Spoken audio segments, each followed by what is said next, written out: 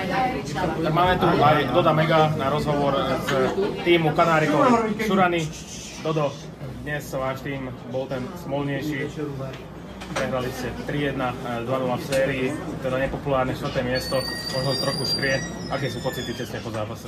Tak ono to škrie dosť, lebo myslím si, že sme mali naviac. Ako takto, chcel by som sa najprv poďakovať všetkým hráčom, od nás chalanom, ktorí prišli, ktorí mohli chodiť, ktorí chodili. Zahrali sme, na čo sme mali. Ono, reálne sme asi boli ten štvrtý najsilnejší tým v lige, ale vidina 3. miesta bola blízko. Už po minulom zápase sme si verili, lebo tam nám to naozaj ušlo tesne na konci. Dneska sme to nezvládli, sme to chceli trošku, možno sme to trošku pretaktizovali, ale snažili sme sa, dali sme do toho všetko a nestačilo to. No. Čo je horšie, ako prehrať posledný zápas sezóny. No. Áno, to je určite smolné. Môžeme s Kanárikmi rátať v ďalšej sezóne? Určite áno, no.